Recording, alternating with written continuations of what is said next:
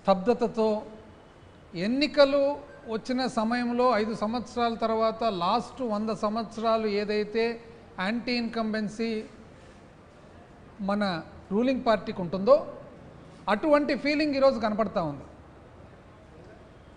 ఇంతవరకు అసలు ఆశ్చర్యం 4 నెలలైనా కూడా బడ్జెట్ ప్రవేశపెట్టలేదు. అంటే ఏది జరిగినా కూడా గత ప్రభుత్వం. ఇప్పుడు ప్రజలందరూ కూడా చూస్తూ ఉన్నారు కదా, ప్రతి ఒక్కటి వర్షం పడినా గత ప్రభుత్వం, పడకున్నా గత ప్రభుత్వం, ఇంకోటైనా గత ప్రభుత్వం, ఇంకోటి బడ్జెట్ ప్రవేశపెట్టలేకపోవడం గత ప్రభుత్వం అనేది ప్రజలు ఎవరు ఒప్పరు.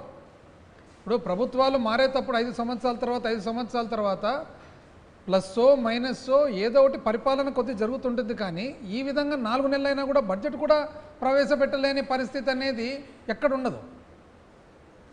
పైగా ప్రజలు లేకపోతే ఎంతో ఆశతో చూస్తూ ఉన్నారనమాట సూపర్ 6 ఎక్కడ అని.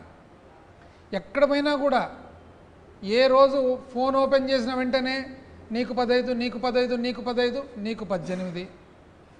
ఇది వివిధ వ్యక్తులందరూ చెప్పినటువన్నీ కూడా మెసేజెస్.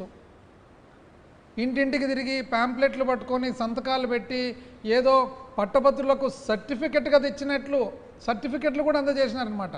వచ్చిన వెంటనే ఎంతమంది పిల్లలు ఉంటే అంతమందికి సరి 15,000. మహిళలకేమో 19 ఏళ్ళు దాటుతానే 18 ఏళ్ళు దాటుతానే నెలకు 1,500, అంటే సంవత్సరానికి 18,000. రైతులకు 20,000, నిరుద్యోగులకు భృతి, 50 ఏళ్ళకే పెన్షను. పాపం పల్లెటూళ్ళల్లో దాని తర్వాత టౌన్స్లో చూసినట్లయితే 50 సంవత్సరాలు అయింది ఇంకా పెన్షన్ ఎక్కడ అని చెప్పి వేచి చూస్తూ ఉన్నారు. ఎందుకంటే చెప్పడం కూడా ఎంత ఫోర్స్తో చెప్పడం జరిగిందంటే తెలుగుదేశం పార్టీ ప్రమాణ స్వీకారం చేయడం తొలి సంతకాలు ఈ సూపర్ 6 అని, మొట్టమొదటి సంతకాలే ఈ సూపర్ 6 వస్తాయని ప్రజలు కూడా అంత అన్వేషణతో ఆశతో పాపము వాళ్ళు వెయిట్ చేస్తూ ఉన్నారనమాట.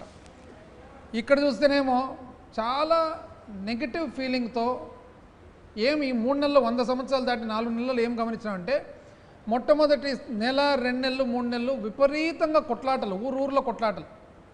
నిజం చెప్పాలంటే పార్టీల పరంగా ఎవరికో సామాన్య మానవునికి ఒక పార్టీని ఆదరించినంత మాత్రాన అన్యాయం అయితే జరగలేదు 2019 నుంచి 24. ఎందుకంటే ఏ సంక్షేమ ప్రోగ్రాం కూడా పార్టీలకు అతీతంగా జరిగింది.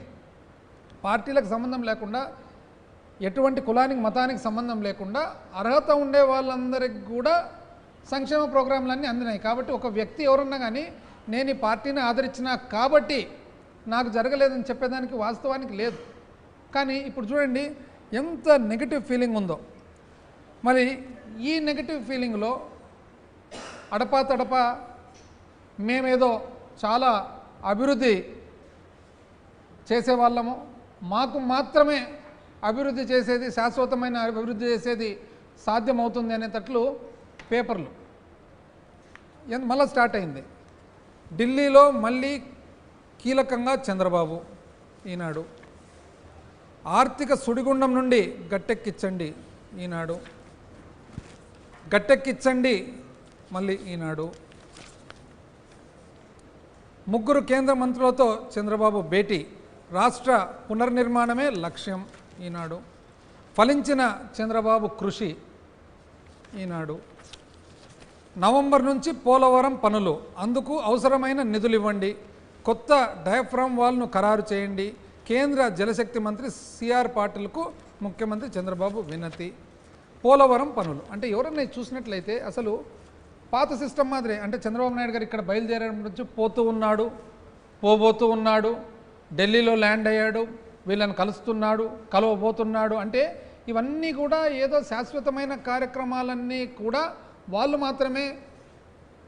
మాత్రమే సాధ్యమవుతుంది అన్నట్లు ఒక సృష్టి. చూడండి, ఆంధ్రజ్యోతి, ఆదుకోండి 5 ఏళ్లలో ఏపీ అస్తవ్యస్తం, రాష్ట్రంలో ఆర్థిక సంక్షోభం, త్వరగా ఇవ్వండి పోలవరానికి 12,500 కోట్లు. అంటే 12,500 కోట్లు త్వరగా ఇవ్వండి అని ఎప్పుడు రాసినారు? 27 జూలై 27.